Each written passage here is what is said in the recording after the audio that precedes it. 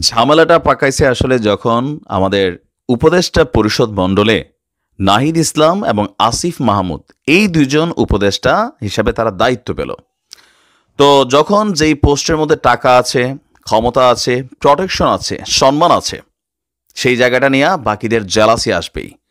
দর্শক, আজকে যে আওয়াজ উঠেছে এই আওয়াজ বলে দিচ্ছে যে সমন্বয়কদের মধ্যে অতি শীঘ্রই বড় ধরনের একটা বিভাজন আসতে যাচ্ছে। ইতিমধ্যেই অনেক জায়গায় কিন্তু বিভাজিত তারা হয়ে গেছে। 7 কলেজ ইস্যুতে বলেন, 35-এর চাকরির ইস্যুতে বলেন, জাহাঙ্গীরনগর বিশ্ববিদ্যালয় ইস্যুতে বলেন, জগন্নাথ বিশ্ববিদ্যালয় ইস্যুতে বলেন, বিভিন্ন কারণে চট্টগ্রামে বলেন, আমরা কিন্তু দেখেছি অনেক সমন্বয়করা পদত্যাগ করেছে। আর এখন যারা আছেন, গতকালকে বিশেষ করে গত 3 জন নতুন যে 3 জন আমাদের উপদেষ্টা তাদেরকে যখন নিয়োগ দেওয়া হয়েছে, সেটা নিয়ে কিন্তু নানান ধরনের বক্তব্য সামনে আসা শুরু হলো। বিশেষ করে সার্জিসের একটা বক্তব্যকে কেন্দ্র করে আমরা দেখলাম যে বিষয়টা অন্যদিকে একটু ভাইব্রেশনে যাচ্ছে। সরকারকে আলটিমেটাম দেওয়া হয়েছে 24 ঘন্টার। এখন সমন্বয়করা এই ধরনের আলটিমেটাম দিতে পারে কিনা, এটা কি তারা পারে না, আমার দৃষ্টিতে এটা পারে না। তবে এখন তারা কেন দিচ্ছে যে হ্যাঁ নাহিদ ঢুকছে, ভাই মাসে মাসে লক্ষ লক্ষ টাকা বেতন পাচ্ছে, রাষ্ট্রীয় প্রটোকলে চলাফেরা করতেছে। আসিফ, হ্যাঁ কয়েকদিন আগে অনেকে বলেন যে নাগরা জুতা পরে ঘুরছে, এখন সে ফ্রান্স যাইয়া ফ্রেঞ্চ কার্ড দাঁড়িয়ে দিচ্ছে, পায়ে নাইকি ঘুরছে। এরা তো জীবনে এই চাকরিটা এরা পাইতো না, এদের কোয়ালিটি অনুযায়ী এরা এত ভালো ছাত্র না বা ওই লেভেলে যাওয়ার না। এটা অনেকের বক্তব্য যে তাহলে আমাদের দুষ্কৃত, ঠিক আছে আমাদেরকে উপদেষ্টা বানান, আমাদেরকে বিভিন্ন জায়গায় দায়িত্ব দেন, আইজিপির সাথে ঘোরার সুযোগ দেন। এগুলা কেন হয়েছে? যখন বিভিন্ন পোস্টে এরা যাচ্ছে, নানানভাবে এদের লাইফটা অনেকের কাছে আকর্ষণীয় হয়ে উঠছে। আর অবশেষে সার্জিসের যে বক্তব্যটা ছিল যে 13 জেলা বা 13 জন একই বিভাগের, বাকিরারে কেন অন্য বিভাগ থেকে আসতেছে না, ওইখান থেকে এই সমন্বয়ক বনাম সরকারের মধ্যে বড় একটা চ্যালেঞ্জিং আসছে। অন্তর্বর্তী সরকারে উপদেষ্টা পরিষদে রংপুর এবং রাজশাহী বিভাগ থেকে উপদেষ্টা দাবি করেছে বৈষম্য বিরোধী ছাত্র জনতা, যে না এবার রংপুর এবং রাজশাহী থেকে আপনারা যে একজন উপদেষ্টা নিতে হবে। এই দাবিতে আজকে তারা বিক্ষোভ মিছিল করেছে, যে বিষয়টা যদিও যথেষ্ট সমালোচনা আমার কাছে মনে হয়, যে ফল খাওয়া শুরু করছেন। তো মুক্তিযুদ্ধদের কোটার বেলায় তো এগুলাই ছিল, এখন কিন্তু এগুলো বড় আকার ধারণ করবে। তাদের দাবি অন্য সময়ের মতন বর্তমানেও রংপুর এবং রাজশাহী বিভাগ অবহেলিত হচ্ছে, বৈষম্যের শিকার হচ্ছে এই 2 বিভাগের বাসিন্দারা। এই সময় তারা কোটা সংস্কার আন্দোলনের নেতা এবং জাতীয় নাগরিক কমিটির সদস্য সচিব আক্তার হোসেনকে অন্তর্বর্তী সরকারের উপদেষ্টা করার দাবি জানিয়েছেন। আর উপদেষ্টার দাবিতে তারা বেগম রোকেয়া বিশ্ববিদ্যালয় এবং কারমাইকেল কলেজের শিক্ষার্থীরা বিক্ষোভ মিছিল করেছেন। নগরীর প্রধান সড়কে বিক্ষোভ শেষে রংপুর প্রেস ক্লাবের সামনে সমাবেশে অংশ নিয়েছে শিক্ষার্থীরা। সেই সমাবেশ থেকে ডক্টর মোহাম্মদ ইউনূসকে 24 ঘন্টার মধ্যে রংপুর এবং রাজশাহী বিভাগে উপদেষ্টা দিতে সরকারকে তারা দাবি দিয়েছে।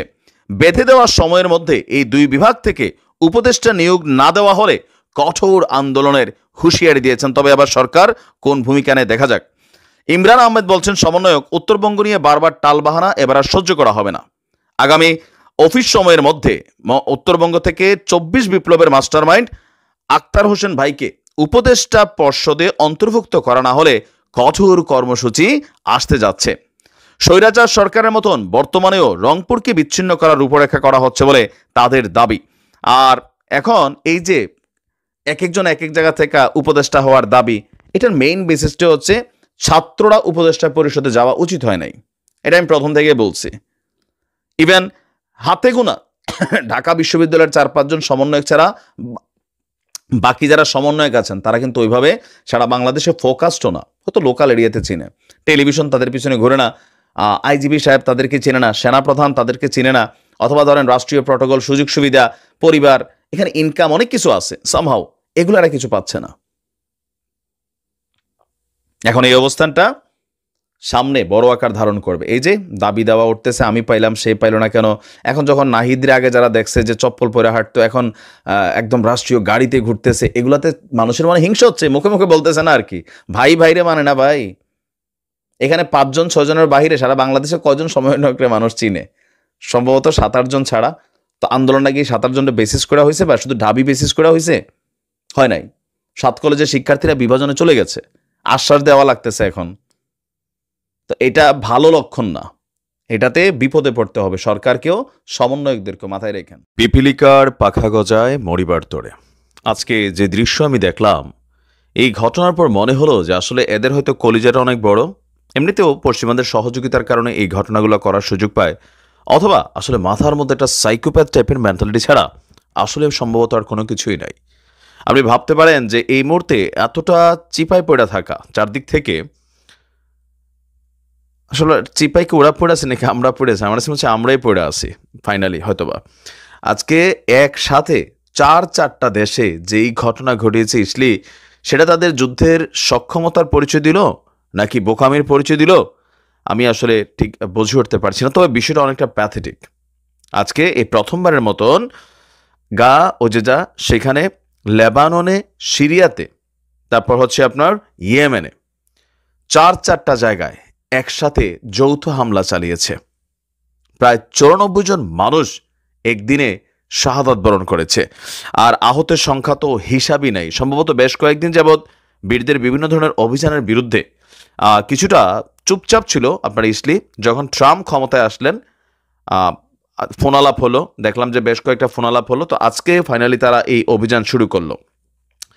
ফিলির গা ও জেজা সেখান সহ আপনার বলা হয়েছে প্রায় অর্ধশত মানুষ তারা মানে আমাদের ফিলিতেই শাহাদাত বরণ করেছেন। লেবাননে শাহাদাত হয়েছে 38 জন, আর সিরিয়াতে আপনার 7 জন।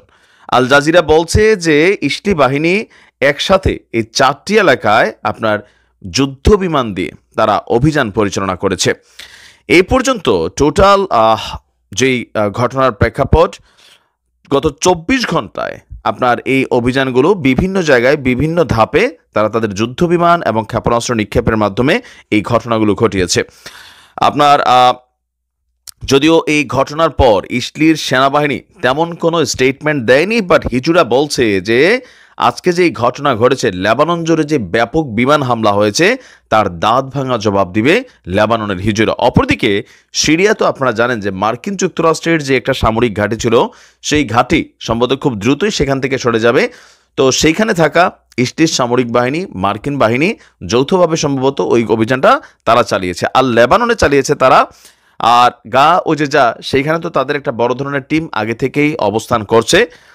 মাঝখানে বললাম না কিছুটা চুপ ছিল, অথবা এরকম বড় আকারের একদিনে 100-র উপরে মানুষের ঘটনা অনেকদিন পরে আবার ঘটলো, তবে পৃথকভাবে কিন্তু প্রতিদিনই ঘটছে।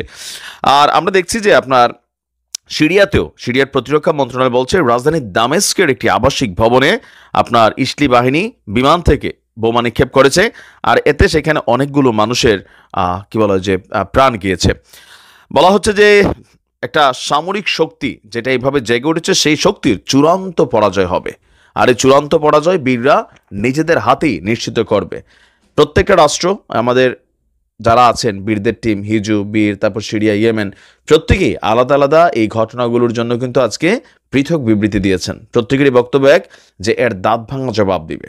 তা আমার মনে হয় যে ইরান নেতৃত্বরা তার একটু শক্ত করে বসা দরকার। অনেকদিন লাড়াচাড়া দিচ্ছে না তো, মানে অভিযানটা করার কথা ছিল সামহাও মার্কিন নির্বাচনকে কেন্দ্র করে অনেকটা ধীরস্থির ছিল, গতি আনা দরকার। It's time.